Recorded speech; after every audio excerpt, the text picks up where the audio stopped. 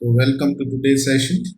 Today, we are going to study dynamic arc inspection DAI.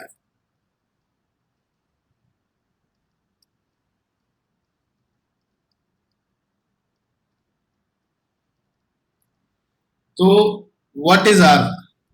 Arc क्या है? ये हम लोग डे 1 से ही पढ़ रहे हैं। आर्क बहुत बार हमने पढ़ लिया, तो तुरंत बताइए आर्क क्या होता है। एड्रेस रिजोल्यूशन प्रोटोकॉल, इतना तो मुझे भी पता है। उससे आगे क्या काम करता है आर्क, वो बताइए म्यूट करके या चैट पे टाइप करके फटाफट।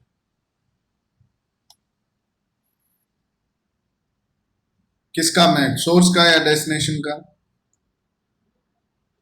और ये गलत है। रिजॉल्व मैक को रिजॉल्व नहीं करता है, आईपी को रिजॉल्व करता है। तो ऐसे तुरंत तुरंत जवाब मत दीजिए, सोच समझ के जवाब दीजिए।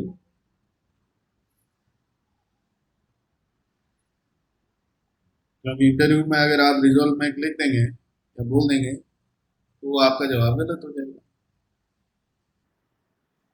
So I got few answers. IP to name, गलत. is used for discovering the link layer address such as MAC address. ये एक ही जगह से कॉपी कर लिया आप दोनों। चलो कोई बात नहीं।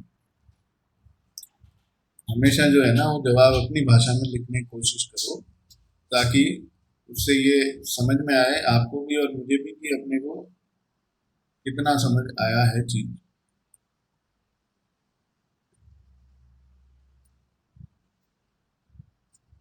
ये मेरा स्विच है, port number 1, port number 2, 0001 MAC, 0002 MAC, 10.1.1.1, 10.1.1.2। ये स्विच का मैक एड्रेस टेबल अभी बिल्कुल खाली है।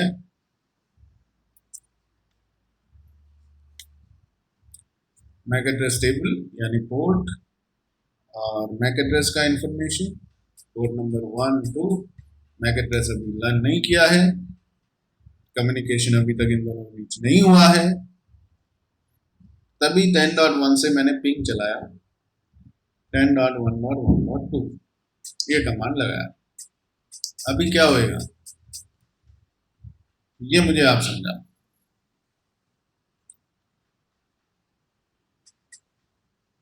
विशाल, आपकी डेफिनेशन बिल्कुल सही है। अब आप मुझे ये समझा सकते हो कि इसमें आर्क किधर काम करेगा और कैसे काम करेगा?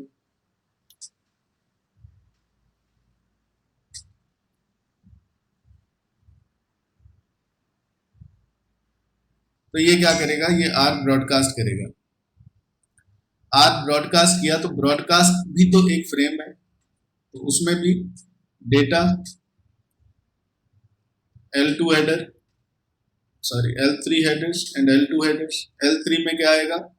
L3 में वही चीजें, सोर्स आईपी और डेस्टिनेशन आईपी 10.1, 10.2। और L2 हेडर में क्या आएगा? सोर्स और डेस्टिनेशन मैक। तो डेस्टिनेशन मैक क्या है मुझे मालूम नहीं। सोर्स मैक क्या है? 0001। तो डेस्टिनेशन मैक में क्योंकि ये आर ब्रॉडकास्ट है तो FFFFFFF, ये ब्रॉडकास्ट मैक एड्रेस होता है। ऑल एफ्स, कितने बार F? 16 बार है, हेक्साडेसिमल फॉर्मेट में है, ठीक है। तो ये आपका आर ब्रॉडकास्ट हुआ। ये गया स्विच के पास, स्विच ने तुरंत अपने इस पोर्ट नंबर 1 पे जैसे ही फ्रेम आया उसका सोर्स मैक एड्रेस लर्न कर लिया। फिर इसने क्या किया, इसने कहा अच्छा ये वीलन कौन से में है? ये बाय डिफॉल्ट सब वीलन 1 में ही रहते हैं पोर्ट स्विच के, तो हमने कोई वीलन नहीं बनाया, तो ये सब वीलन 1 में कंसीडर कर लो।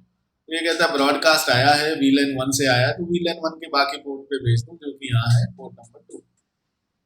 ये इधर भेज दिया स्विच ने, पीसी को मिला, पीसी ने देखा अच्छा जी ये तो मेरे ही एड्रेस के लिए सवाल पूछा जा रहा है कि भैया कौन है 10.2, वो अपना मैक बताओ, वो अपना मैक बताओ। ये सूचना कहाँ लिखी होगी? इस जगह, ये जो डेटा गया है इसमें मैसेज जाएगा, मैसेज में जाएगा who is 10.2, give me your MAC address.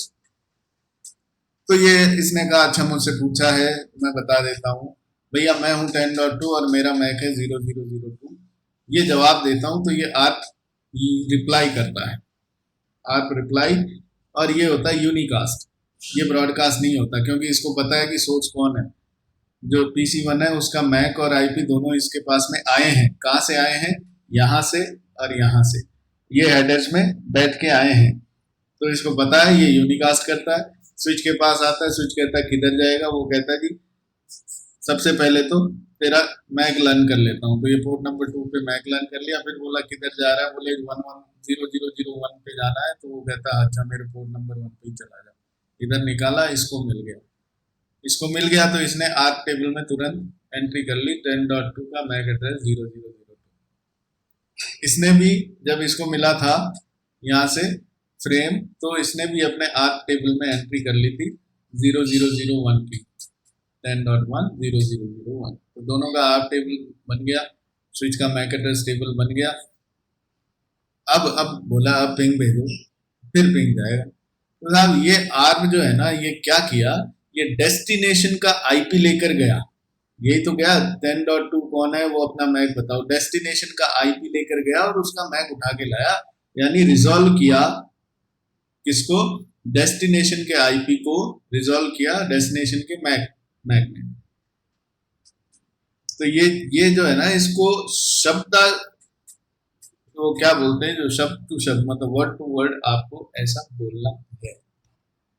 अगर इसमें आप कोई कोताही बरतते हो, कोई शब्द नहीं बोलते हो, आप ये नहीं कहते हो कि ये ब्रॉडकास्ट फ्रेम है, सारे जो MAC address destination MAC address FFFFF जाएगा, ये जो आप नहीं बोलते हो कि ये जो यूनिकास्ट आ रहा है, इधर से जो रिप्लाई आ रहा है वो यूनिकास्ट है, आप ये नहीं कह रहे हो कि इसने अपनी आप टेबल बना ली और फिर इसने भी अपनी आप टेबल में एंट्री कर ली, तो ये चीज़ें अगर मिस करोगे तो वो एक पूरी डेफिनेशन नहीं आएगी।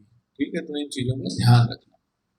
अब जिनको ये पहले से मैं ऑलरेडी ये कम से कम 3 बार 4 बार रिपीट कर चुका हूँ, फिर से एक बार कर दिया आपकी सूचना के लिए, लेनी है लो, नहीं तो कोई खास बात नहीं।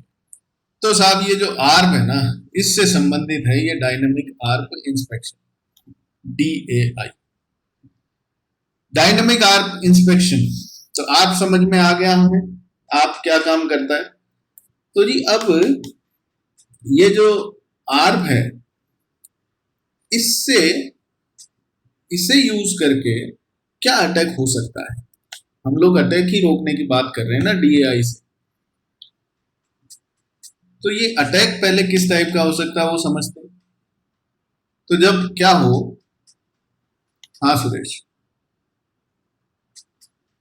सर क्वेश्चन तो DHCP का है हाँ कि जो DHCP के चारों पैकेट होते हैं, हाँ कई जगह मैंने पढ़ा है कि पैकेट नंबर 3rd और 4th यूनिकास्ट होते हैं।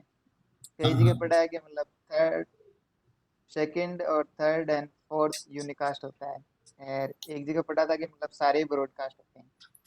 हाँ, वही मेरे को जो जहां तक पता है सारे ब्रॉडकास्ट होते हैं, सारे पैकेट ब्रॉडकास्ट होते हैं।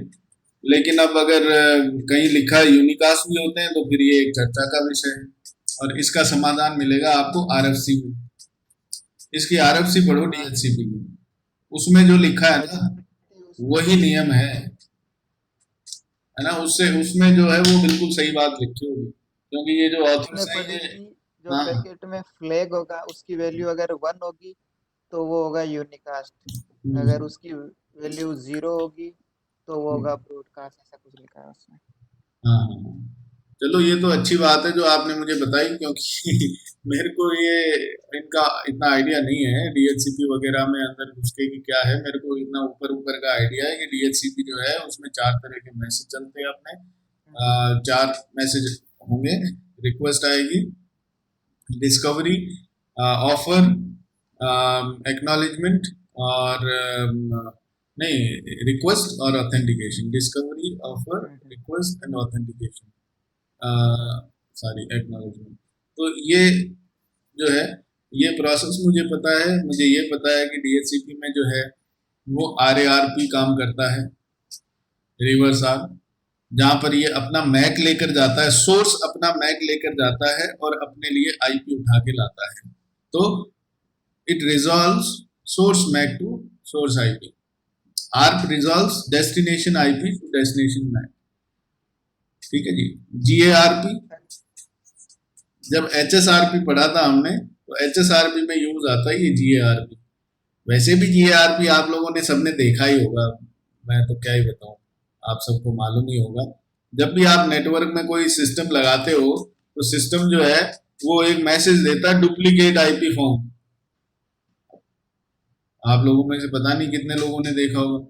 अगर आपके दो सिस्टम का IP सेम है 10.1 10.1 तो तुरंत पता लग जाता है इस सिस्टम को। जैसे ही आप एक नया सिस्टम पे IP लगाओगे वैसे ही इसको तुरंत पता लग जाता है और वो मैसेज दे देता है। तो वो करता क्या है, जैसे ही आप ये IP पैरामीटर्स को सेट करते हो या फिर इसको नेटवर्क में प्लग करते हो तो ये एक मैसेज भेजता है, खुद ही आर्प मैसेज भेजता है एक, और वो कहता है कौन है 10.1, वो मुझे अपना मैक बताओ। अरे 10.1 तो तू खुद ही है, किसके लिए भेज रहा है? तो बोले अरे रुको तो सही, ये तो मैंने ऐसे ही भेज दिया, क्या पता कोई डुप्लीकेट बैठा हो अपना, रुको रुको अभी देखते हैं, जवाब आने दो। तो अगर मान लो कोई 10.1 बैठा है तो वो कहता है अरे यार मेरे लिए आर रिक्वेस्ट है, भेज देता हूँ रिप्लाई। इसको जैसे ही रिप्लाई मिला इसने ये मैसेज दे दिया, डुप्लीकेट IP फॉर्म। बोले देखा, पता लगा लिया ना हमने, फंसा दिया। तो ये होता है GARP, जो प्रोएक्टिवली खुद का ही IP को IP के लिए आर ब्रॉडकास्ट करता है। तो डुप्लीकेट IP वगैरह ढूंढने के काम आता है। HSRP में भी ये काम आता है। अब HSRP जो हमने पढ़ा है ना वो हमने खाली 30% पढ़ा है। अभी जो CCI लेवल का HSRP है ना उसके अंदर बहुत सारे कॉन्सेप्ट्स आएंगे जो हमने एक्चुअल में नहीं पढ़े। हमने यहाँ तक कि किसी ने ये सवाल नहीं पूछा मुझसे कि जब HSRP पढ़ रहे हैं तो साहब ये जो यहाँ पर होस्ट लगा हुआ है, ये यहाँ पर हमारे स्विच थे, ये HSRP एक्टिव है, ये HSRP स्टैंड बाई है, इनका एक वर्चुअल IP एड्रेस है और वर्चुअल मैक एड्रेस है। अब जी ये जो वर्चुअल मैक एड्रेस है और जो वर्चुअल IP एड्रेस है ये तो दोनों में कॉमन ही है, ये दोनों ही उसके लिए ही काम कर रहे हैं। इनका फिजिकल IP और फिजिकल मैक तो अलग अलग है। 10.1 इसका IP था, 10.2 इसका था, वर्चुअल IP 10.3 था। इसका 0001 मैक था, इसका 0002 मैक था, वर्चुअल मैक जो है वो इसका 0000C इस टाइप का जो फॉर्मेट आता है उसमें था, मान लो 0003 था। अब ये जो मैक एड्रेस है 0003 जो वर्चुअल मैक, वो मैक एड्रेस पहले स्विच के इस पोर्ट पे था, पोर्ट नंबर 1 पे। अब ये डाउन हो गया, ये एक्टिव बन गया, ये तो समझ में आ गया हमें। लेकिन अब ये जो मैक एड्रेस है, ये मैक एड्रेस तो इस पोर्ट पे लर्न था, ये अब इस पोर्ट पे लर्न कैसे होगा? अभी भी IP तो इसने टेक ओवर कर लिया, मतलब इस स्विच ने कहा मैं एक्टिव बन गया, लेकिन अब ये इस स्विच को कब बताएगा कि साहब मैं अब जो ये वर्चुअल मैक एड्रेस है वो मेरा, आपस में तो एक दूसरे से बात कर लिए कि अच्छा तू गया तो मैं बन गया, ठीक है, पर इस स्विच को कब पता लगेगा, कैसे पता लगेगा? तो कई सारी ऐसी चीजें हैं इसमें, और डीप में नहीं जाऊंगा, हमारे पास समय नहीं है। तो खैर मुझसे पूछते हैं कई बच्चे, पूछे मुझसे, ऐसा नहीं है कभी मुझसे ये सवाल किया ना गया हो, पूछते हैं और तब मुझे पता लगता है कि ये बच्चे ने ना वाकई में पढ़ा है, अपने क्या है चलने दो। तो DAI में हमने आर्प समझ लिया साहब, तो ये आर्प से संबंधित है। अब अटैक किस टाइप का हो सकता है आर्प से? तो देखो जी, आर्प जो है ना उसको कैसे एक्सप्लॉइट करता है एक अटैकर। सपोज करो कि अटैकर जो है ना वो आर्प रिप्लाई भेज दिया, किसी गेटवे के लिए आर्प रिक्वेस्ट गया और रिप्लाई किसने किया? अटैकर ने कर दिया साहब, खुद को एज ए गेटवे बता के। या फिर गेटवे छोड़ो, कोई और सिस्टम के लिए, सर्वर के लिए कोई अगर ट्रैफिक जा रहा है, यहाँ पर ये स्विच है हमारा, इस पे ये सर्वर लगा हुआ है, यहाँ कई सारे होस्ट हैं, इस होस्ट ने कहा कि भैया मुझे सर्वर से कम्युनिकेशन करना है, ठीक है जी, ये यहाँ पर बैठा 10.3 है बंदा, इसने आप रिक्वेस्ट किया तो वो सब जगह ही ब्रॉडकास्ट हुआ, इस सिस्टम के पास भी आ गया, इसने बोला कि हाँ मैं ही हूँ भैया सर्वर, इसने आप रिप्लाई कर दिया। अब ये जो आप रिप्लाई इसके पास में आया तो अब ये क्या करेगा, जो भी सर्वर के लिए ट्रैफिक है वो इधर भेज देगा और ये बंदा जो है उसको आगे फॉरवर्ड कर सकता है। तो मतलब ये आप रिप्लाई भेज के बहुत कुछ किया जा सकता है। बोले अच्छा अच्छा, हाँ ये तो ठीक बात है। तो रिक्वेस्टर जो है ना वो गलत रोग डिवाइस के पास में ट्रैफिक भेज रहा है, रोग डिवाइस जो है वो उसको आगे भेज रहा है, तो ये तो मैन इन मिडिल अटैक हो गया, है ना। और ये भी हमने कल पढ़ लिया था। और क्या है कि ये जो हमने बात की कि कोई और अगर आर्क का रिप्लाई भेज रहा है, तो कल जैसे सुरेश ने बताया था, इसको हम लोग क्या कहेंगे, इसका टेक्निकल टर्म क्या है, जब आर्क जो है ब्रॉडकास्ट वो एक्चुअल में इसके लिए किया गया था लेकिन रिप्लाई इसने भेज दिया, तो इसको हम लोग बोलते हैं आर्क पॉइजनिंग या फिर आर्क स्पूफिंग, कुछ भी बोल सकते हैं दोनों में से। तो ये एक तरह का मैन इन मिडिल अटैक है जहां पर आर्क पॉइजनिंग या आर्क स्पूफिंग करके अटैकर जो है वो इस सिचुएशन को एक्सप्लॉइट कर सकता है। लेकिन इस चीज को रोकने के लिए हमारे पास में है DAI, डायनामिक आर्क इंस्पेक्शन। तो ये कैसे काम करेगा? ये DHCP स्नूपिंग के जैसे ही काम करता है। ये DHCP स्नूपिंग के साथ ही काम करता है। जितने भी आपके स्विच के पोर्ट है ना उनको दो कैटेगरीज में बांट देगा, एक ट्रस्टेड और दूसरा अनट्रस्टेड। ठीक है साहब, दो तरह के पोर्ट हो गए, ट्रस्टेड और अनट्रस्टेड। हमने पहले पढ़ा था, उसी उसी बात पे है हम अभी। अब देखो स्विच जो है ना वो अब चेक करेगा मैक और आईपी एड्रेस जो रिपोर्ट हुआ है रिप्लाई पैकेट में। तो बोला अच्छा, मैक एड्रेस और जो आईपी एड्रेस इसका है वो इसको ऐसे समझ लो, ये जो बंदा है ये बंदे का आईपी तो है 10.3, लेकिन इसमें इसने क्या किया, इसने स्पूफ कर लिया, आईपी स्पूफ कर लिया 10.2 और बोला कि मैं ही हूं सर्वर और मेरा मैक एड्रेस है ये। तो ये जब स्विच के पास में गया तो स्विच ने चेक किया, अच्छा अच्छा ये तो गलत है, क्योंकि हमारे जो डेटाबेस है DHCP स्नूपिंग का, उस DHCP स्नूपिंग के डेटाबेस में 10.2 आईपी जो है वो तो 0002 मैक वाले डिवाइस को मिला है, 0003 वाले मैक के डिवाइस को तो 10.3 मिला था। तो ये क्या करेगा, इस पोर्ट को बंद कर देगा। ये हमने पढ़ा था आईपी सोर्स गार्ड में, है ना, आईपी सोर्स गार्ड में पढ़ा था ना, सेम वही काम करता है DAI भी। आपके DHCP स्नूपिंग का जो डेटाबेस बनता है उसको यूज करता है, जहां से आपका रिप्लाई आ रहा है वो बंदे का मैक और आईपी को जांचा जाता है और वो फिर पता लगते ही कि नहीं ये तो गलत बंदा रिप्लाई कर रहा है आर्क का, तो उस पोर्ट को ये बंद कर देता है, एरर डिसेबल पोर्ट बना देता है। अब ये करने के बाद एक मैसेज भी लॉग करेगा वो, सिसलॉग मैसेज, और वो आपके सिसलॉग सर्वर पे डाल देगा। तो बोला कि अच्छा फिर इसमें और सोर्स कार्ड में फर्क क्या हुआ? जो आईपी सोर्स कार्ड था हमारा उसमें भी तो यही काम किए ना, है ना, आईपी एड्रेस स्पूफ ही किया हम लोग, इसमें और उसमें क्या फर्क है? बोला देखिए ऐसा है कि सोर्स गार्ड में बार बार अटैकर जो है वो अपने आईपी चेंज कर रहा था। किस टाइप के अटैक के लिए? डिनाइल ऑफ सर्विस अटैक के लिए। उसको रोकने के लिए ये हो गया। आर्क का चक्कर नहीं था उधर, आर्क टेबल ऑलरेडी बिल्ड थी, जो सोर्स है इसमें ऑलरेडी आर्क टेबल बनी हुई है, उसमें ऑलरेडी 10.2 के आगे कुछ ना कुछ मैक का एंट्री है। ये हो जाने के बाद क्या कर सकते? आईपी सोर्स गार्ड लगा सकते। और जब ये आर्क टेबल ही नहीं बनी, पहली ही बार जब रिक्वेस्ट जा रहा है आर्क रिक्वेस्ट, तो उस चीज को जांचने के लिए बोले आप डायनामिक आर्क इंस्पेक्शन लगा दो। अच्छा अच्छा, बस इतना ही फर्क है? बोले इतना ही है, और भी है फर्क लेकिन हम उनमें अभी जाएंगे नहीं, अभी अपने लेवल पे इतना ही समझ लेना काफी। हम लोग सिक्योरिटी तो बढ़ना रहे हैं, हम लोग तो ये पढ़ रहे हैं कि इस टाइप के अटैक्स को रोकने के लिए हमारे पास में क्या क्या ऑप्शन है।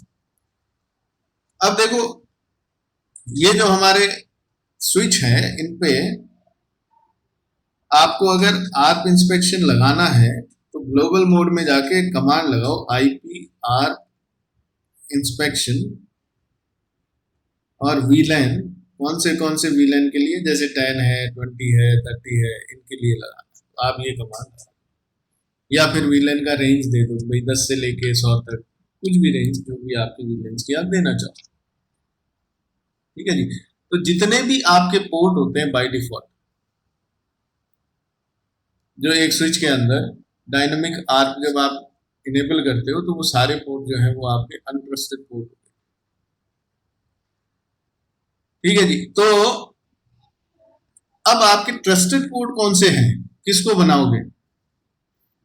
वहां तो जहां DHCP सर्वर लगा हुआ था, DHCP स्नूपिंग में, उसको ट्रस्टेड बना दिया था। अभी इसमें कौन सा ट्रस्टेड पोर्ट बनेगा?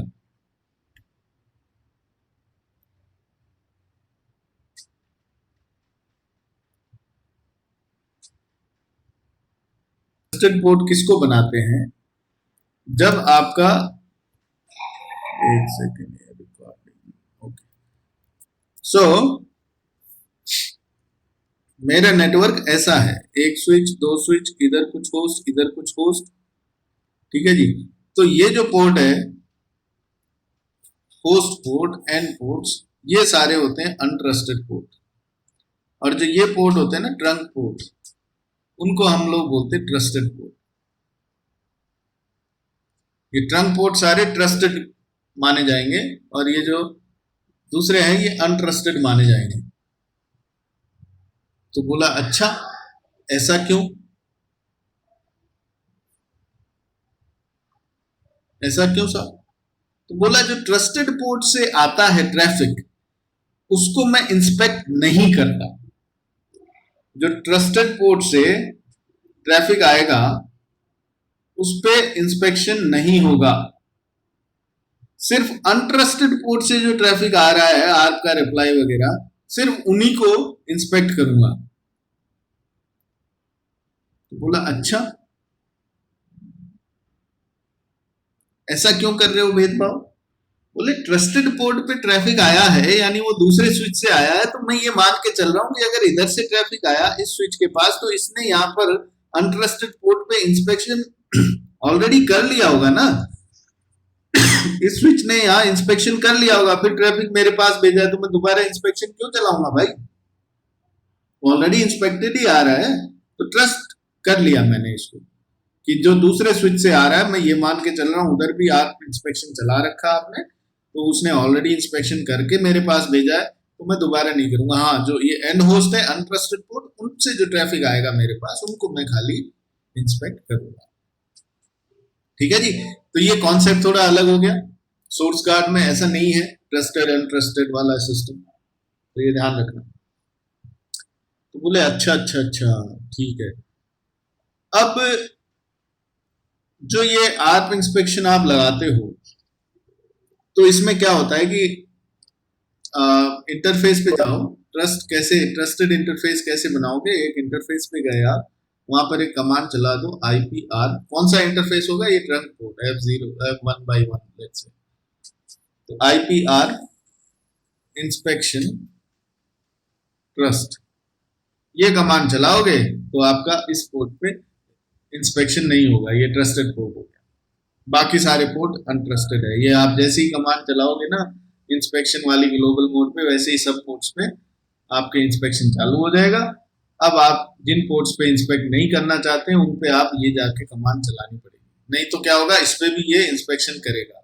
करने को कोई बुराई नहीं है, कर लो, लेकिन दो दो बार रिसोर्सेज क्यों खपाओ? पहले ये स्विच पे रिसोर्स खपाओ, फिर इसके खपाओ, नहीं, जरूरत ही नहीं। ओके, ठीक है, समझ आया नहीं आया, यस और नो?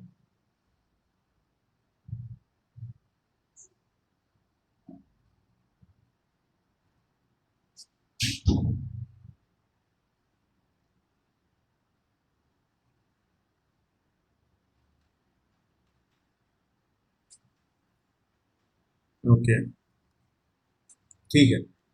अब एक सवाल आता है यहाँ पर कि साहब अगर मान लो हमारे होस्ट जो हैं, ये जो होस्ट हैं, ये स्टैटिकली इनके मैक एड्रेस हमने बाइंड करा है, मतलब ये जो होस्ट है ये ये होस्ट मैक नहीं आईपी, स्टैटिक आईपी लगा रखे हैं, मतलब डीएचसीपी से नहीं मिले हुए। तो बोला हाँ डीएचसीपी से नहीं मिले हैं इसको आईपी, स्टैटिकली हमने आईपी दे दिए इन पे। तो अब इसकी सूचना इस स्विच के पास जो डीएचसीपी स्नूपिंग का डेटाबेस है उसमें तो नहीं होगी। कल भी हमने ये पढ़ा था कि जो डीएचसीपी से आईपी लेंगे लोग, उनकी सूचना तो डीएचसीपी स्नूपिंग डेटाबेस में होगी, लेकिन जो स्टैटिक आईपी एड्रेस हमने असाइन कर रखे हैं डिवाइसेस को, उनकी इंफॉर्मेशन तो इसके टेबल में नहीं होगी। तो उनके लिए क्या करेंगे फिर, है ना। अगर कोई यहाँ होस्ट है और उसको स्टैटिक मैंने आईपी दे दिया 10.10.10.10, अब ये जो आईपी हमने दिया है इससे अगर मान लो आर्क रिप्लाई जा रहा है, क्योंकि इस आईपी का और इसका जो मैक मान लो 10101 ये इसका मैक है, तो अगर ये सूचना डीएचसीपी स्नूपिंग डेटाबेस में नहीं है, तो इधर से जो अगर मान लो ये डिवाइस पे कोई हैकर बैठा है, अटैकर बैठा है, तो आर्क रिप्लाई गया तो ये क्या करता है, ये डीएचसीपी स्नूपिंग डेटाबेस चेक करता है, इसमें है नहीं इंफॉर्मेशन कि भाई ये आईपी जो है ये किस मैक के डिवाइस को लिख दिया था। तो यहाँ पर क्या होगा, यहाँ पर ये उस ट्रैफिक को अलाउ कर देगा। बोला ये तो गड़बड़ है, इसको तो रोकना है। हो सकता है यहाँ भी अटैकर, भाई इसे भी इंस्पेक्ट करो, ऐसे मत करो कि इसको छोड़ दो। आप खाली उन्हीं को चेक कर रहे हो जो डीएचसीपी से आईपी मिल रहे हैं, जिनको स्टैटिक आईपी लगा रखे हैं उनको तो आप चेक ही नहीं कर रहे। बोला हाँ हाँ इसको भी चेक कर सकते हैं, इसमें क्या बड़ी बात है। बोला कैसे, तो बोले इसमें एक एक्सेस लिस्ट बनेगी, एक्सेस लिस्ट बनेगी, आर्प एक्सेस लिस्ट। तो आप कमांड चलाओगे आर्प एक्सेस लिस्ट और उसमें आप दोगे एक्सेस लिस्ट का नाम। तो मैंने DAI नाम से एक्सेस लिस्ट बना दी। अब उसमें क्या स्टेटमेंट लगाऊंगा मैं, परमिट आईपी होस्ट 10.10.10.10 जिसका स्टैटिक आईपी दे रखा वो बंदा, ठीक है जी। और फिर उसका मैक 0101 इसका मैक दे दिया, खत्म कहानी। आपको लॉग करवाना है, अगर इससे कोई रिलेटेड चीज है तो यहाँ लॉग कीवर्ड होता है कि भाई अगर मान लो इससे मैच होता है पैकेट तो एक सिसलॉग पे लॉग एंट्री भी हो जाए, नहीं तो ये ऑप्शनल है। अब क्या होगा साहब, अब ये होगा कि ये जो है हमारी एक्सेस लिस्ट, इसमें हमने ये बता दिया कि 10.10.10.10 जिसका मैक एड्रेस ये है उसको इस एक्सेस लिस्ट में हमने डिफाइन कर दिया। अब इस एक्सेस लिस्ट को कहीं लगाना भी पड़ेगा। भाई आपको ये तो समझ में आता ही है कि एक्सेस लिस्ट बनाने से काम नहीं होता, उसे किसी इंटरफेस पे या किसी चीज के साथ में, रूट मैप के साथ या डिस्ट्रीब्यूट लिस्ट के साथ या फिल्टर लिस्ट के साथ या ऑफसेट लिस्ट के साथ या किसी भी चीज के साथ में लगाना पड़ता है एक्सेस लिस्ट, तब जाके काम करती हो, नहीं तो नहीं करेगी। तो कैसे लगाओगे, यहां पर एक कमांड चलेगी ग्लोबल मोड पे, आईपी आर्प इंस्पेक्शन फिल्टर, जो आपने एक्सेस लिस्ट बनाई है उसका नाम, ये कौन से वीलैन के लिए है वो वीलैन रेंज, मतलब कौन कौन से वीलैन के लिए एप्लीकेशन। मेरे पास में 3 वीलैन है, मैं तीनों यहाँ दे दूंगा कि हाँ ये एक्सेस लिस्ट के अंदर ना मैं वीलैन 10 वाले 20 वाले 30 वाले सबको डालूंगा। अभी तो खाली मैंने वीलैन 10 के मेंबर की एंट्री की है, हो सकता है कल मेरे को वीलैन 20 के बंदे की भी एंट्री करनी पड़े जिसको स्टैटिकली आईपी दे रखा है, परसों वीलैन 30 वाले की भी करनी पड़े, तो इसी एक्सेस लिस्ट में तीनों वीलैन के बंदों की एंट्री कर सकता हूं मैं। बोला ये कमांड चलाओ और बस हो गया काम। तो अब सिर्फ DHCP स्नूपिंग डेटाबेस ही नहीं, ये एक्सेस लिस्ट के अंदर जो डिफाइंड आईपी एड्रेसेस हैं उनको भी इंस्पेक्ट करेगा, उनकी भी जांच करेगा। अच्छा, तो मतलब जो स्टैटिक आईपी हैं उनके लिए ये तरीका हो गया, एक्सेस लिस्ट बना के इस कमांड के साथ में एक्सेस लिस्ट लगा दो, और अगर डीएचसीपी से मिल रहे हैं आईपी एड्रेस तो डीएचसीपी स्नूपिंग चालू कर दो, वैसे ही काम हो जाएगा हमारा। बोले बिल्कुल बिल्कुल। अच्छा अच्छा अच्छा, ये क्या क्या चेक कर लेता है? ये आईपी चेक कर लेता है, मैक चेक कर लेता है ना? और भी कुछ चेक करता है क्या? बोले बस और क्या चेक करना है, तीन चीजें चेक करता है ये, सोर्स मैक, डेस्टिनेशन मैक और आईपी। किसका आईपी? सोर्स का आईपी, डेस्टिनेशन का आईपी नहीं, सिर्फ सोर्स का आईपी। बोले अच्छा, डेस्टिनेशन का मैक भी चेक करवा लेता है? वो कैसे? मतलब ये यहाँ से अगर आर्प रिप्लाई भेजा, आर्प रिप्लाई में इसने कहा हाँ भैया मुझसे किसी 10.1.1.1 ने पूछा था मेरा मैक, और उसका खुद का मैक जो था 10.1 ये था, तो जब ये रिप्लाई फ्रेम जाएगा तो उस फ्रेम के अंदर डेस्टिनेशन आईपी ये होगा, डेस्टिनेशन मैक ये होगा। इसकी सूचना भी तो इसके डीएचसीपी स्नूपिंग में है। अगर मान लो ये बंदा ऑलरेडी कंप्रोमाइज कर चुका है इस डेटाबेस को, ऑलरेडी कंप्रोमाइज कर चुका है, या फिर इसको स्टैटिक आईपी दे रखा था हमने 10.1.1.1 को और आपने ये नहीं लगा रखा, तो मतलब इसकी तो जांच हुई नहीं। ये अटैकर है, 10.1.1.1 ये आया, इसने पूछा, इसने जवाब दिया, और ये तो मतलब अटैकर जो है वो आपके नेटवर्क में सारे कम्युनिकेशन कर पा रहा है, क्योंकि इसका तो स्टैटिक आईपी था, चेक हो नहीं रहा है इंस्पेक्शन। तो बोले फिर, तो बोले जब ये जवाब दे रहा है ना जिसपे जिसका डायनेमिक आईपी था, जिसको डीएचसीपी से आईपी मिला था, तो अब जब ये जवाब भेज रहा है तो जवाब के अंदर जो डेस्टिनेशन है उसके पैरामीटर्स को भी चेक करवाना हो। कौन से पैरामीटर? आईपी नहीं, सिर्फ मैक, डेस्टिनेशन मैक को चेक करेगा ये कि भाई कौन से पोर्ट पे कौन सा मैक है, तो उसके मैक एड्रेस टेबल में भी होता है, और फिर वो मैक को रिजॉल्व करता है आईपी में भी, वो देखता है अच्छा डीएचसीपी स्नूपिंग डेटाबेस में डेस्टिनेशन मैक ये था, इस मैक के डिवाइस को ये आईपी मिला हुआ था, अगर मान लो ये गलत आईपी लेकर आ रहा है तो ये आपके इस पोर्ट को ब्लॉक कर देगा। तो ऐसा तीन चीजों से आप ये करवा सकते हो, स्पेसिफाई कर सकते हो तीन चीजें कि साहब इंस्पेक्शन जो है उसमें क्या चीज को वैलिडेट करे। तो सोर्स मैक, डेस्टिनेशन मैक और आईपी, ये तीन चीजों को वैलिडेट ये कर सकता है। इतना ही कॉन्फ़िगरेशन है इसका। ये जो वैलिडेशन वाला कमांड है वो खाली आपको मैं बता देता हूँ। आपको ग्लोबल मोड पे जाना है स्विच के, और यहाँ पर वही कमांड है IPR इंस्पेक्शन वैलिडेट, और वैलिडेट में तीन ऑप्शन है, सोर्स मैक, डेस्टिनेशन मैक और आईपी।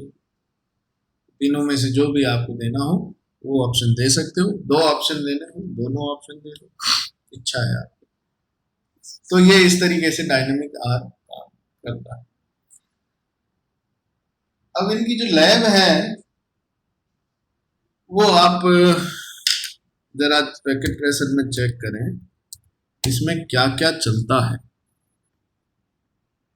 जहां तक मुझे उम्मीद है ये कुछ नहीं चलना चाहिए, पोर्ट सिक्योरिटी चलेगा, वो आप लगा के चेक कर सकते हो पैकेट ट्रेसर में। और सोर्स गार्ड जो है, आईपी सोर्स गार्ड या फिर डीएचसीपी स्नूपिंग या डायनेमिक आर्प इंस्पेक्शन, ये सब उसमें चलेंगे, ये मेरे को डाउट है। Let's check.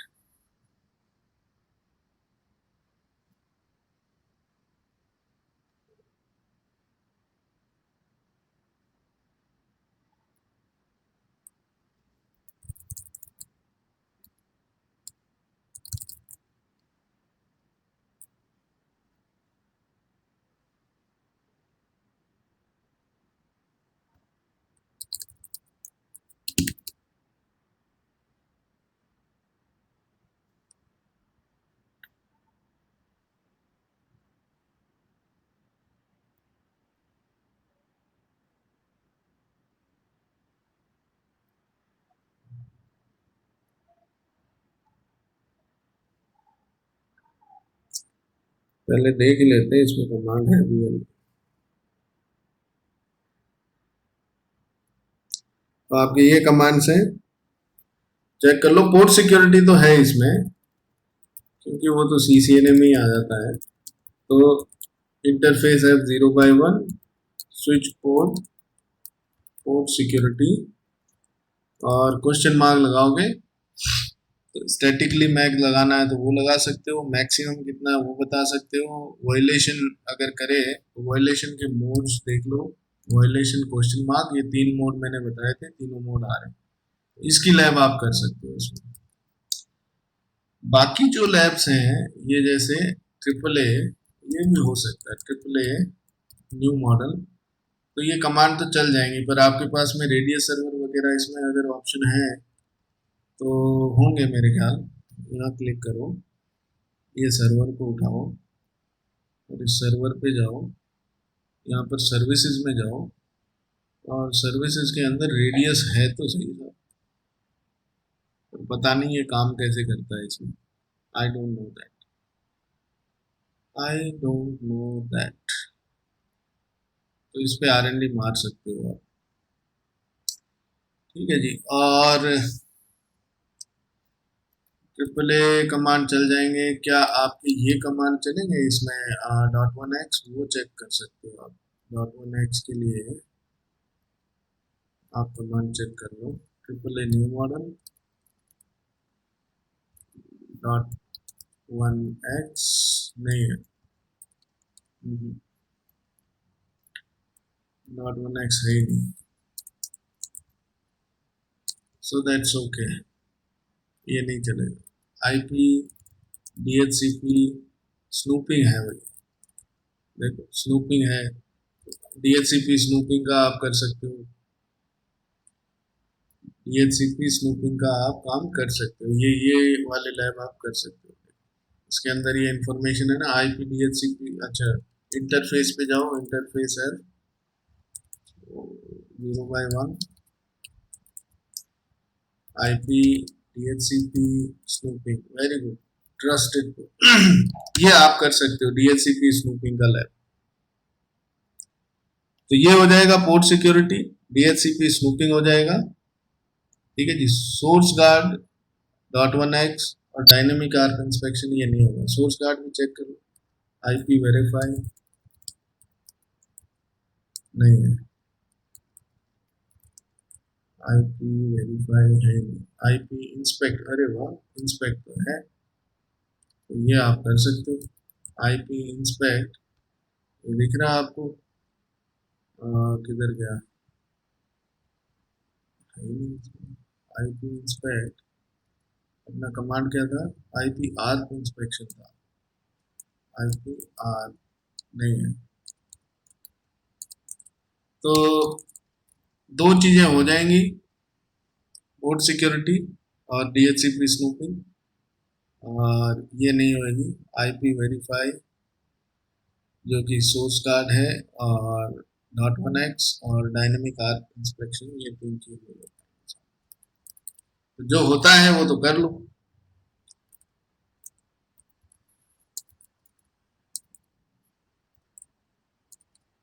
नहीं,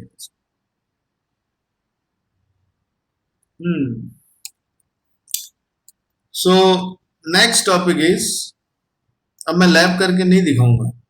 क्यों नहीं दिखाऊंगा, मैं आपको बता देता हूँ कि लैब में करना क्या है, आपको ऑब्जेक्टिव क्या है वो मैं आपको बता देता हूँ। आप इनको कनेक्ट कीजिए स्विचेस को, यहाँ पर कुछ होस्ट लगाइए, या आपने PC लगाए,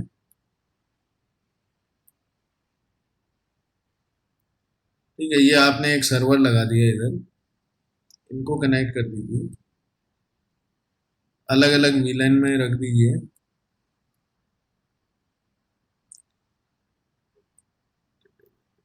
कनेक्ट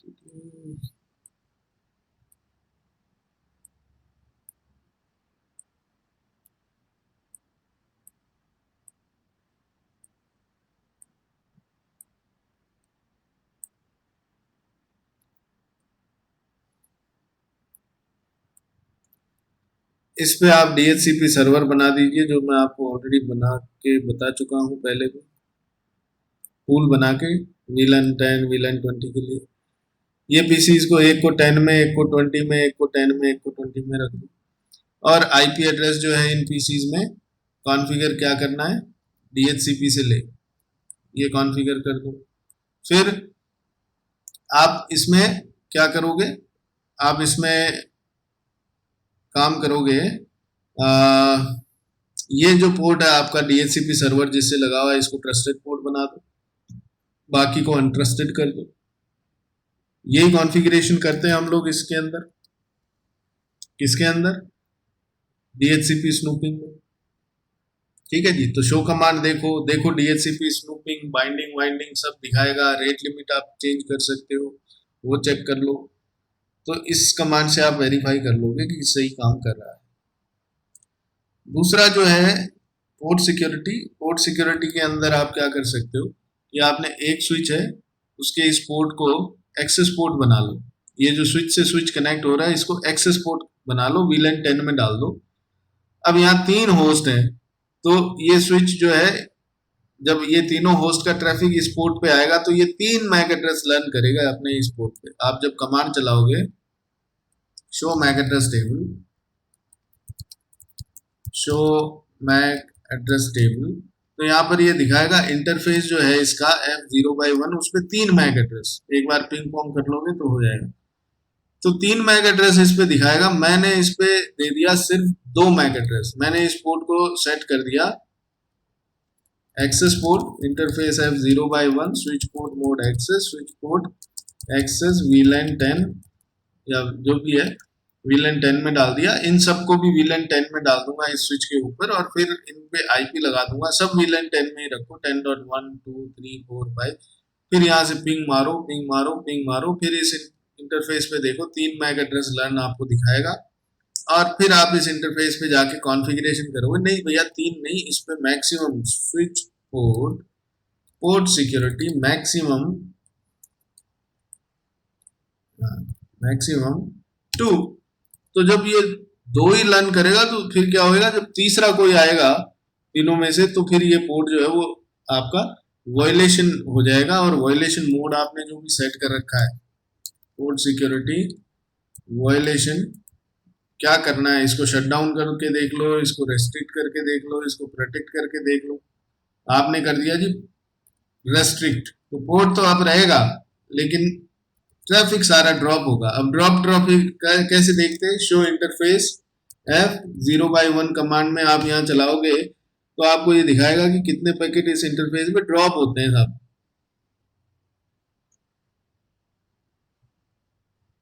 ये एरर पैकेट इनपुट आउटपुट किधर है,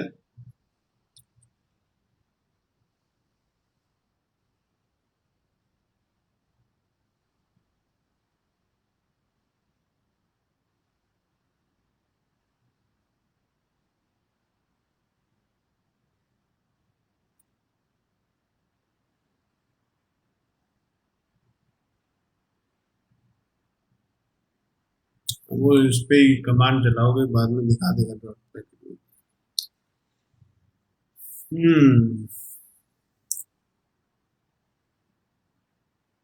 Okay, now another important thing here is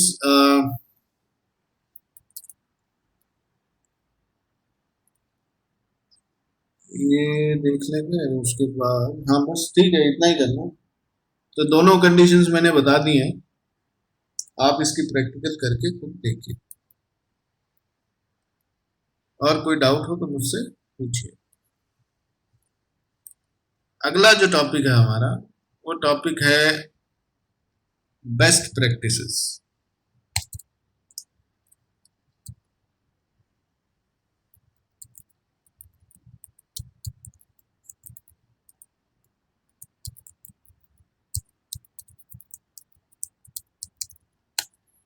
switches को सिक्योर करने के लिए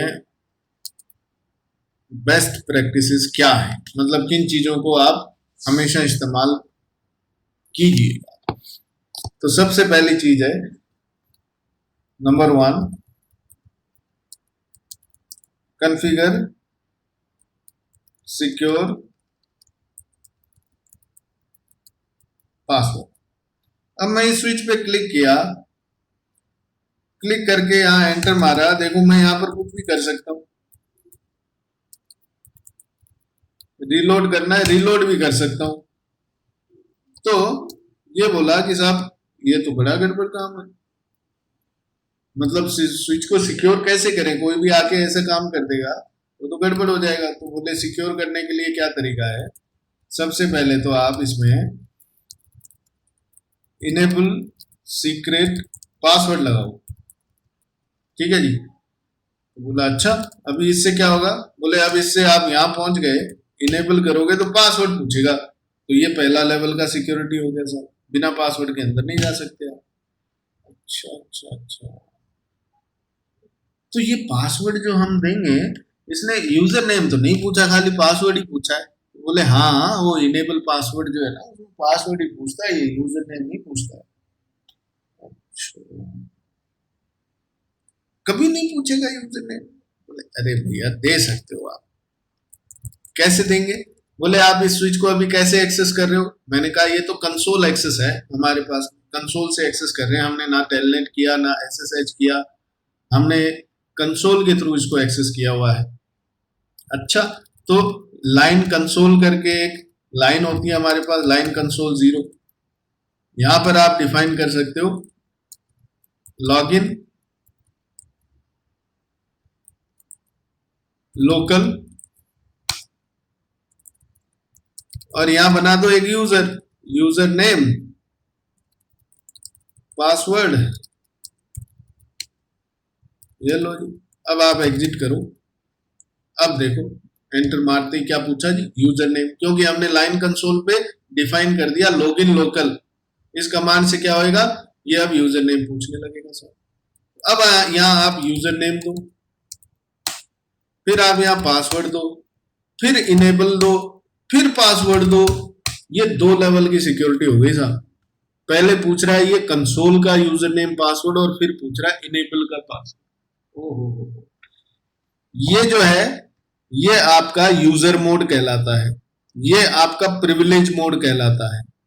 तो एक तो यूजर मोड में आने के लिए एक सिक्योरिटी गार्ड खड़ा कर दिया, और फिर यूजर मोड से प्रिविलेज मोड में आने के लिए एक और सिक्योरिटी लगा दी, 2 लेवल सिक्योरिटी लग गई। तो हमेशा पासवर्ड वासवर्ड सब सेट करके रखो।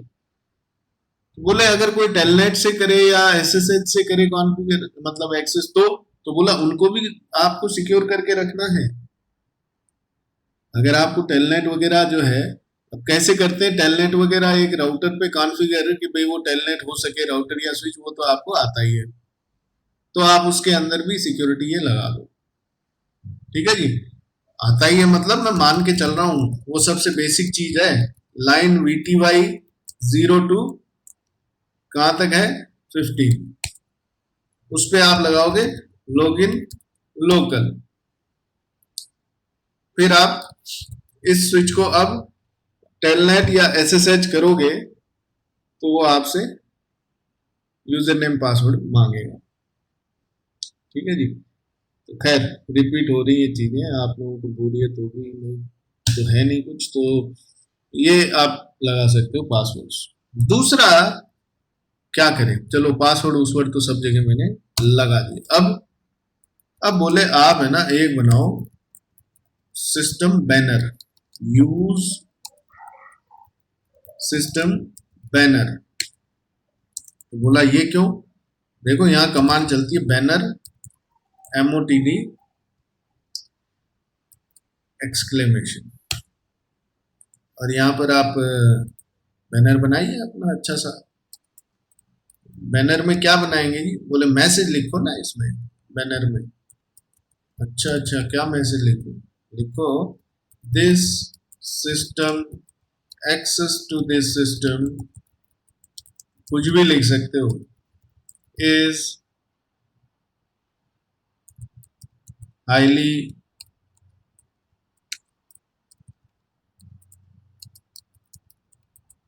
restricted,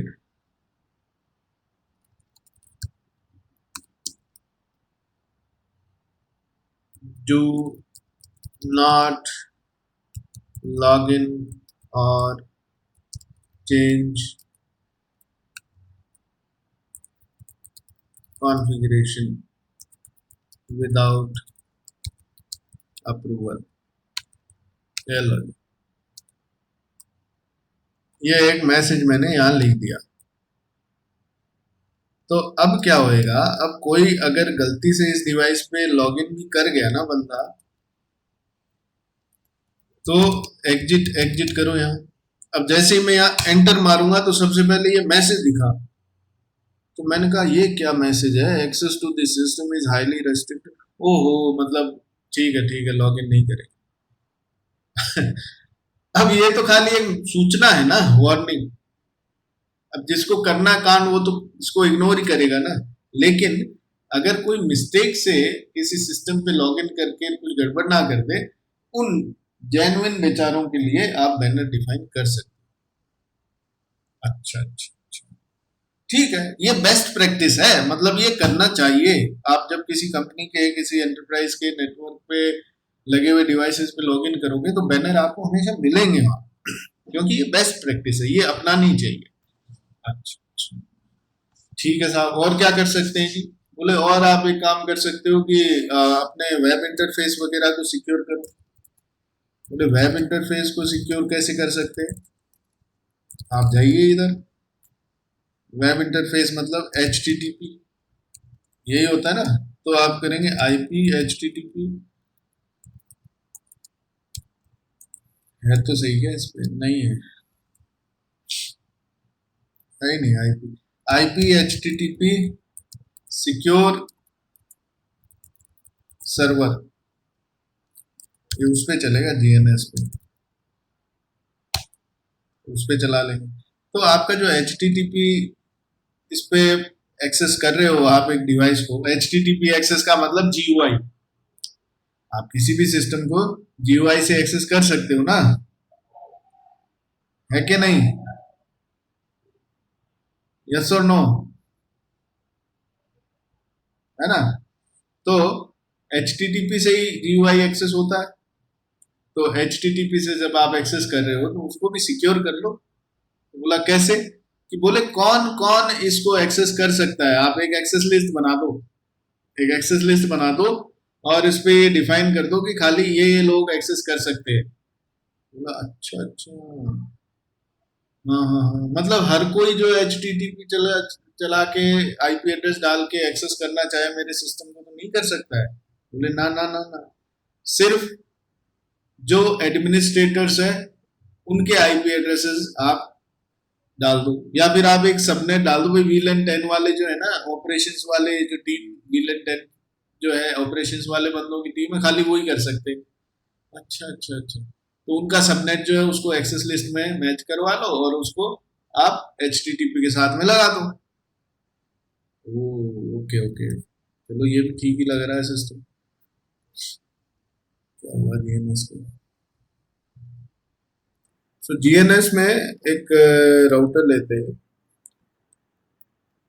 और इस राउटर को बूट करते हैं, इसका कंसोल उठा लेते हैं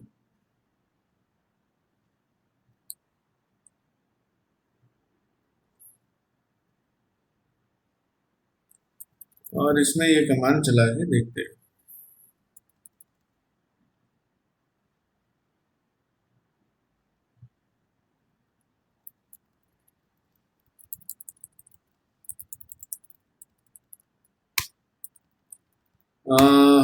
IP HTTP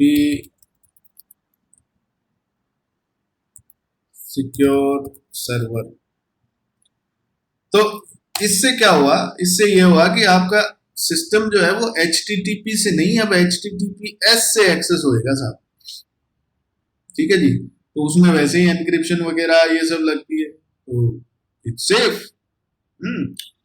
फिर एक एक्सेस लिस्ट बनाओ, एक्सेस लिस्ट 1 परमिट 10.1.1.0,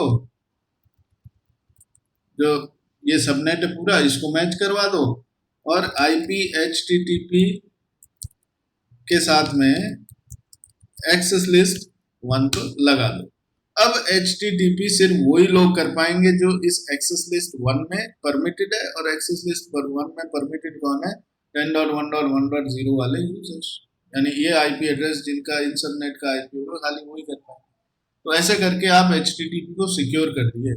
HTTP की जगह HTTPS चलाया, और HTTPS को खाली वही लोग कर सकते हैं सिस्टम को जो ये सबनेट को बिलोंग करते हैं। ओके ओके, ठीक है सर। और क्या करें सर? तो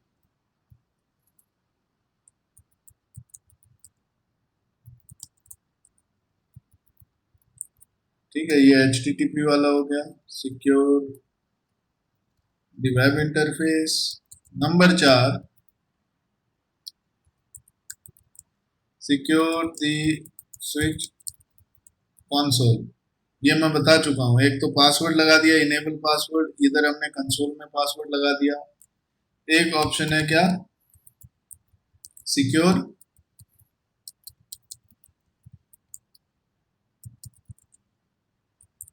वर्चुअल टर्मिनल एक्सेस। मतलब यहां तो हमने लगा दिया इनेबल सीक्रेट पासवर्ड, यहां हमने बना दिया बैनर,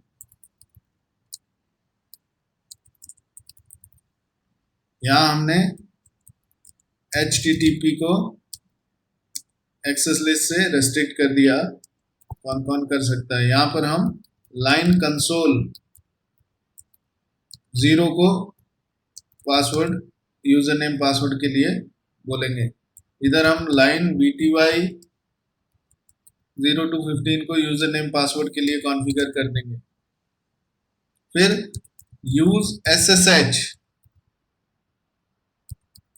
whenever possible, यानी जो आपका SSH कम्युनिकेशन है, मतलब SSH के थ्रू जब आप एक्सेस करोगे तो उसमें और टेलनेट से एक्सेस करोगे उसमें क्या फर्क है? टेलनेट और SSH में क्या डिफरेंस है भाई लोग?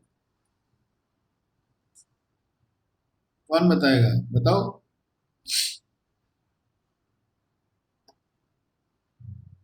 तो टेलनेट जो है वो सिक्योर नहीं है, SSH सिक्योर है। टेलनेट के अंदर जो क्रेडेंशियल्स जाते हैं वो प्लेन टेक्स्ट में जाते हैं, जबकि SSH में एनक्रिप्टेड फॉर्म में जाते हैं। तो अगर मान लो बीच में कोई हैकर बैठा है और आपने टेलनेट सेशन एस्टेब्लिश कर रहे हो किसी के लिए और यूजर नेम पासवर्ड गया, तो वो बीच में हैकर बैठा है, वो यूजर नेम पासवर्ड को कैप्चर करके और देख सकता है और उसका इस्तेमाल कर सकता है। SSH में ऐसा नहीं होता, वो सिक्योर है, एनक्रिप्टेड फॉर्म में जाएंगे, वो उनको डिक्रिप्ट नहीं कर सकते। अच्छा, तो SSH को यूज किया जाए, इसके अलग अलग वर्जन है, उन पे जाएंगे नहीं, वो आपको वैसे ही पता होंगे SSH। फिर उसके बाद आता है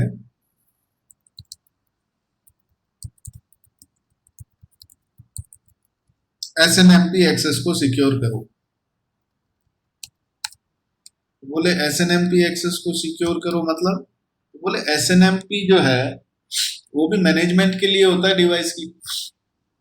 तो लॉग वॉग ट्रैप्स वगैरह हम लोग जनरेट करवाते हैं, डिवाइस की कॉन्फ़िगरेशन भी हम लोग SNMP के थ्रू पुश करवा सकते हैं, काफी सारे काम। मतलब अगर स्विच से आपको खिलवाड़ करना है या राउटर से करना है तो आप SNMP के थ्रू एक्सेस करके कर सकते हो। बोले अच्छा, तो SNMP जो एक्सेस होता है वो हर किसी को नहीं होता। दूसरी बात, अगर किसी को एक्सेस होता भी है तो उसको जरूरी नहीं है कि कंप्लीट एक्सेस हो। अच्छा, मतलब कहना का क्या है, साफ साफ बताएं। तो जी साफ साफ बात यह है कि मान लो ऑपरेशंस टीम को एक्सेस है SNMP का, तो SNMP का एक्सेस दो तरह का होता है, रीड ओनली और रीड राइट। जिनको रीड ओनली एक्सेस है वो खाली उसकी कॉन्फ़िगरेशन वगैरह देख सकते हैं, रीड राइट है वो कॉन्फ़िगरेशन चेंज भी कर सकते हैं। तो आप जो रीड राइट वाले हैं उनको तो हटाओ साहब, रीड राइट एक्सेस किसी को दो ही मत, आप रीड ओनली दो। अच्छा, क्योंकि रीड राइट वाला जो स्ट्रिंग है कम्युनिटी स्ट्रिंग आपको देना पड़ता है, फिर रीड राइट आप देते हो उसको अधिकार। रीड राइट देने का कोई फायदा नहीं है, क्योंकि आप कॉन्फ़िगरेशंस के लिए दूसरे टूल, स्क्रिप्ट, कंसोल्स ये सब यूज करते हो, GUI, CLI, whatever, तो SNMP के थ्रू नहीं करके वो उनके थ्रू करो। SNMP को खाली रीड ओनली रहने दो। अच्छा, रीड ओनली एक्सेस ही दो यूजर्स को SNMP पे। फिर है सिक्योर अनयूज्ड स्विच पोर्ट्स। मेरे स्विच के सिर्फ 4 पोर्ट यूज हो रहे हैं, बाकी के जो मेरे पोर्ट्स हैं वो यूज ही नहीं हो रहे। तो उन इंटरफेस पे जाके interface range F1/5 to F1/5 to मान लो 32 पोर्ट्स है, 32 तक गए और यहाँ कमांड चला दोगे क्या, शट डाउन कमांड चला दो इस पोर्ट, इन पोर्ट्स बंद कर दो, उनको जरूरत ही नहीं है, जब काम ही नहीं है। अब भाई चालू किसी ने कहा नहीं शट करो तो कोई आपके स्विच के पास गया, अपना लैपटॉप ले गया, पोर्ट नंबर 5 से केबल लगाई, लैपटॉप ऑन किया, कनेक्ट हो गया। अरे ये तो गड़बड़ हो रही है, ऐसे थोड़ी होता है। अपनी डेस्क पे जाके कनेक्ट कर, ऑलरेडी 4 यूजर के लिए 4 पोर्ट हमने दे रखे हैं 4 डेस्क पे, 5वें पे क्यों कनेक्ट कर रहा है। तो जब कोई ऐसे सिचुएशन आए, क्यों कनेक्ट कर रहा है वो तो वही जाने, लेकिन ऐसा होना नहीं चाहिए। तो आप पोर्ट्स को शट डाउन रखो। फिर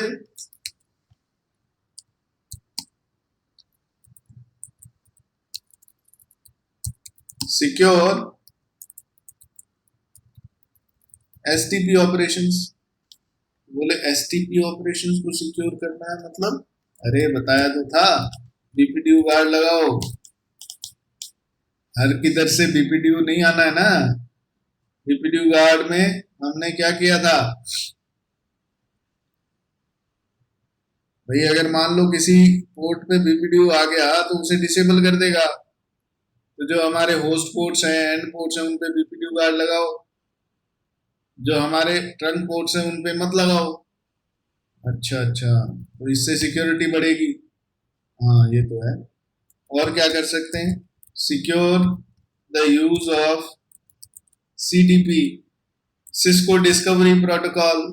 तो CDP जो प्रोटोकॉल है वो बाय डिफॉल्ट चलता है। आप जब स्विच पे जाओगे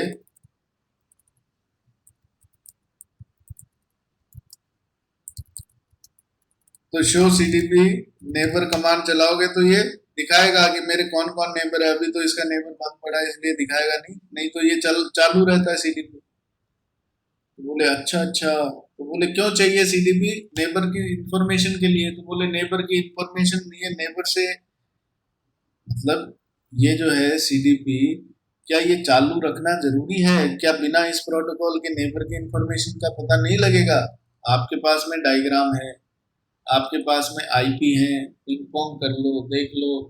आपके पास में पूरा इंफॉर्मेशन जब है तो CDP क्यों चाहिए। तो बोला है, पड़ा है, क्या फर्क पड़ रहा है, चलने दो। तो बोला अरे भैया कोई भी अपना डिवाइस मान लो किसी पोर्ट पे इसी ये अपना सिस्टम हटा के यहाँ पे स्विच लगा दिया, शो CDP नेबर डिटेल देखा तो इस स्विच की सारी सूचना आ जाएगी, कौन से पोर्ट पे मैं कनेक्टेड हूँ, इसके कौन सा मैनेजमेंट IP है, इस पोर्ट का कौन सा IP है, या फिर ये इंफॉर्मेशन ही तो गैदर करते हैं हैकर्स, अटैकर्स। करते क्या है, धीरे धीरे इंफॉर्मेशन लेते हैं और फिर उसी इंफॉर्मेशन के बेस पे एक्सप्लॉइट करते हैं। ऐसा थोड़ी हवा में तीर चलाते लग गया हो गया भैया नेटवर्क आपका हैक, ऐसा नहीं होता।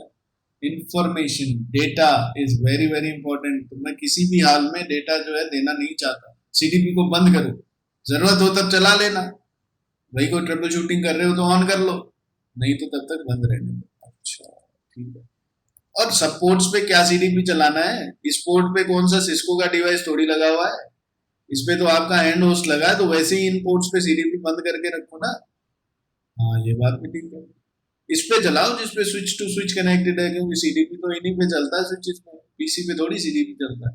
हाँ ये बात भी ठीक है। वैसे सब पे बंद रखो, जब जरूरत हो तो इस एक पोर्ट पे चला लेना, बाकियों पे जरूरत ही नहीं। तो